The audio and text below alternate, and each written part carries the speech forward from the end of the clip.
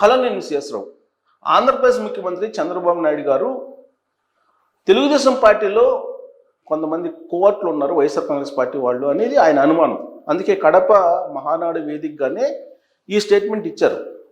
కోవర్ట్లు ఉన్నారు, వాళ్ళతో జాగ్రత్త, తెలుగుదేశం పార్టీలో ఉంటూ వాళ్ళు కూడా తెలుగుదేశం పార్టీ వాళ్ళనే భౌతికంగా లేకుండా చేసేటువంటి ప్లాన్స్ చేస్తూ ఉన్నారు, నష్టపరిచేటువంటి ప్రయత్నం చేస్తూ ఉన్నారు.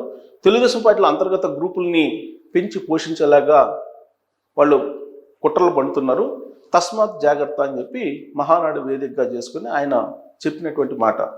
దాన్ని ఉదాహరిస్తూ ఇటీవల కాలంలో వీరయ్య చౌదరి ప్రకాశం జిల్లా అతని మర్డర్ని కూడా ప్రస్తావించారు ఆయన. అలాంటి మర్డర్లను కూడా తెలుగుదేశం పార్టీలో వాళ్ళ క్యాడర్కి సంబంధించినటువంటి వాళ్ళే కొట్టుకొని చంపుకుంటున్నారు, ప్రజాధనాన్ని పంచుకోవటంలో అనేది క్రియేట్ చేస్తారు, కాబట్టి మీరందరూ జాగ్రత్తగా ఉండండి అని చెప్పారు. అంతేకాదు కొన్ని గ్యాంగులు, అసాంఘిక గ్యాంగులు తిరుగుతూ ఉన్నాయి రాష్ట్రంలో. అవి ఎప్పుడు ఎవరిని ఏం చేస్తాయో తెలియని పరిస్థితులు ఉన్నాయి, కాబట్టి మీరందరూ పోలీసులకు సహకరించి సమాచారాన్ని ఇవ్వండి.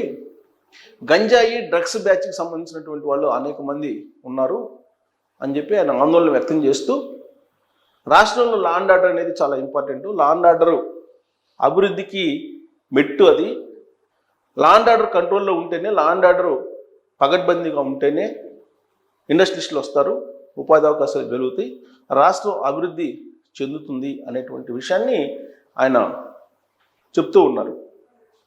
ఇటీవల కాలంలో రివ్యూ మీటింగ్లో కూడా ఆయన కొన్ని రకాల అనుమానాలను కూడా వ్యక్తం చేశారు. కొంతమంది ఇప్పటికీ కూడా అధికార యంత్రాంగంలో ఉండేటువంటి వాళ్ళు పాత వాసనలతోటి పనిచేస్తూ ఉన్నారు. ఆ పాత వాసనల్ని వదులుకోండి, అభివృద్ధికి సహకరించండి అని చెప్పి ఆయన రివ్యూ మీటింగ్లో పలు సందర్భాల్లో ఆయన విజ్ఞప్తి చేస్తూ ఉన్నారు. అయినప్పటికీ ఆ పాత వాసనలు పోవట్లేదు. ఇప్పటికీ కూడా కొంతమంది ఐఏఎస్లు, ఐపీఎస్లు, ఉన్నతాధికారులు వీళ్ళు ప్రభుత్వానికి పూర్తి స్థాయిలో సహకరించట్లేదు. అంతేకాకుండా వైఎస్ఆర్ కాంగ్రెస్ పార్టీకి సంబంధించినటువంటి వాళ్ళకి ఈ ప్రభుత్వానికి తెలియకుండా బిల్స్ కూడా క్లియర్ చేస్తూ ఉన్నారు.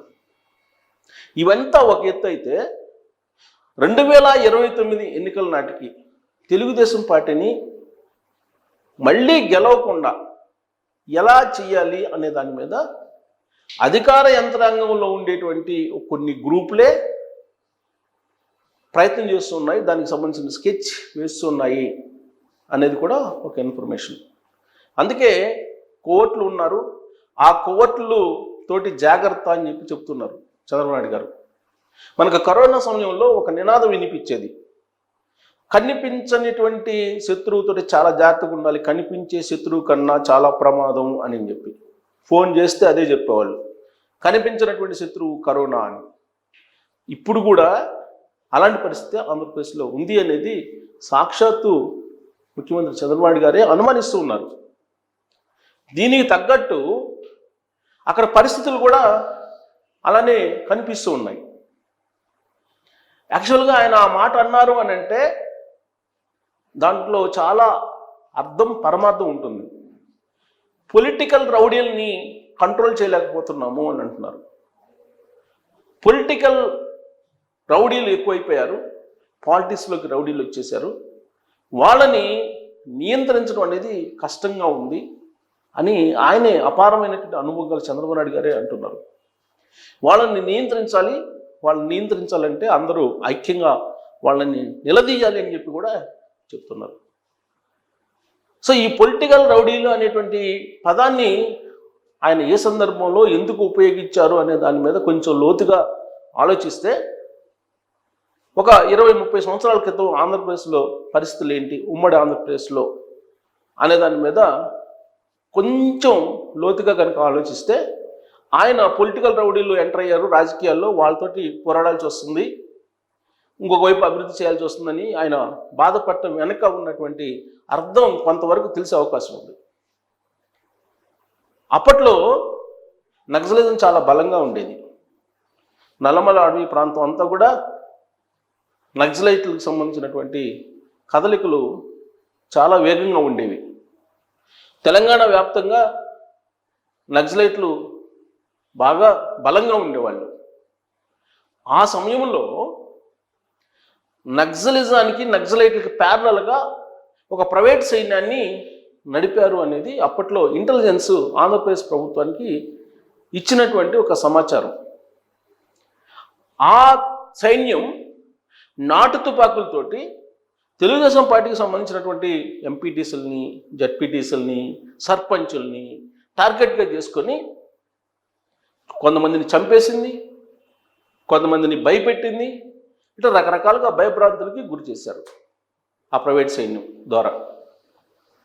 సీన్ కట్ చేస్తే 2004 ఎన్నికలు వచ్చేసాయి. 2003లో చంద్రబాబు గారి మీద అలిపిరి బ్లాస్ట్ జరిగింది.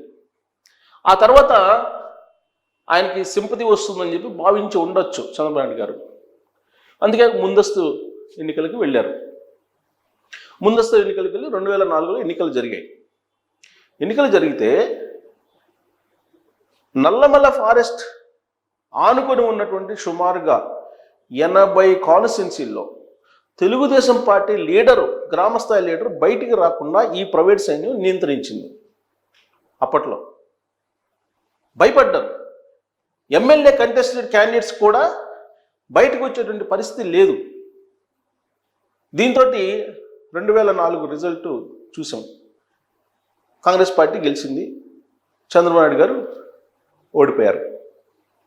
ఆ తర్వాత జరిగినటువంటి పరిణామాలను కూడా మీరు పరిగణలోకి తీసుకుంటే పరిటాల రవి మర్డర్ ఏ విధంగా జరిగింది, ఆ తర్వాత తెలుగుదేశం పార్టీని నిర్వీర్యించడానికి ఏ విధంగా సామ దాన భేద దండోపాయాలని ఉపయోగించారు, ఇవన్నీ ఒక్కసారి రివ్యూ చేసుకుంటే 2024 ఎన్నికల ముందు వరకు కూడా ఈ రౌడీ రాజకీయాల్లోకి రౌడీలు ఎంటర్ అయ్యారు, వాళ్ళతోటి రాజకీయాలు చేయడం కష్టంగా ఉందని చెప్పి చంద్రబాబు నాయుడు గారు ఎందుకన్నారో అర్థమవుతుంది. నేను ఇంకా దాన్ని కూలంకుషంగా చెప్పచ్చు, బట్ కొంచెం ఎక్కువగా లెంది అవుతుందని చెప్పి నేను క్లుప్తంగా చెప్పాను. ఆ రోజున నేను ఒక పేపర్లో చేస్తూ ఉండేవాడిని. నేను ఫారెస్ట్లో ఉన్నటువంటి నక్సలైట్ ఇంటర్వ్యూకి వెళ్ళాను. వాళ్ళే తీసుకెళ్ళారు. అప్పుడు దాదాపు 2-3 టైమ్స్ వెళ్ళాను నేను. ఒకసారి వెళ్ళినప్పుడు 4 డేస్ ఉన్నా. వాళ్ళ ఇంటర్వ్యూలో నేను ఈ క్వశ్చన్ అడిగాను కూడా, మీరు సర్పంచుల్ని, జడ్పీటీసీని, ఎంపీటీసీని మాత్రం ఎందుకు మీరు టార్గెట్ చేస్తున్నారు అన్నప్పుడు, ఆ ఎన్కౌంటర్లన్నిటికి కూడా మేము బాధ్యులు కాదు, కొన్నిటికి మాత్రమే బాధ్యులు, మిగతా ఎన్కౌంటర్లు మరి కొన్ని మాకు తెలియకుండా కూడా జరుగుతున్నాయి అని నాకు చెప్పడం జరిగింది ఇంటర్వ్యూలో. అంటే ఆ ప్రైవేట్ సైన్యం ఆ రోజు ఎలా ఆపరేట్ అయింది అనేది చంద్రబాబు నాయుడు గారికి తెలుసు. ఎందుకంటే అక్కడ ఉన్న యునైటెడ్ ఆంధ్రప్రదేశ్లో ముఖ్యమంత్రిగా ఉన్నారు ఆయన. ఇంటెలిజెన్స్ ఆయనకి రిపోర్ట్ ఇచ్చి ఉంటుంది. ఆ అనుభవాన్ని ఇప్పుడు ఆయన గుర్తు చేసుకొని, అవలోకనం చేసుకొని, బహుశా ఆంధ్రప్రదేశ్లో రౌడీ గ్యాంగ్స్ దిగి ఉంటాయి, ప్రైవేట్ రౌడీ గ్యాంగ్స్. ఈ రౌడీ గ్యాంగ్స్ ఇటువైపు నుంచి ఏ విధంగా సమాజానికి హాని తలపెడతాయో తెలియనటువంటి పరిస్థితి ఉంది అనేటువంటి సెన్స్లో చంద్రబాబు నాయుడు గారు అలర్ట్ చేస్తున్నారు ఆంధ్రప్రదేశ్ సమాజాన్ని. కారణం ఏంటంటే, ఈ మధ్యకాలంలో ఎర్లీ మార్నింగ్ బహిర్భూమికి వెళ్ళినటువంటి మహిళల మీద రేప్ చేయటం, మర్డర్ చేయటం, పెట్రోల్ బస్ తగలబెట్టడం, ఇలాంటివన్నీ కూడా చాలా సంఘటనలు చూసాం. నిద్రపోయేటువంటి వాళ్ళు, ఆరు బయట నిద్రపోయేటువంటి వాళ్ళ మీద పెట్రోల్ బస్ తగలబెట్టడం, ఇలాంటివన్నీ చూస్తున్నాం మనం. అలాగే వీరయ్య చౌదరి, అలాగే పల్నాడులో ఒక 2 మర్డర్ జరిగింది.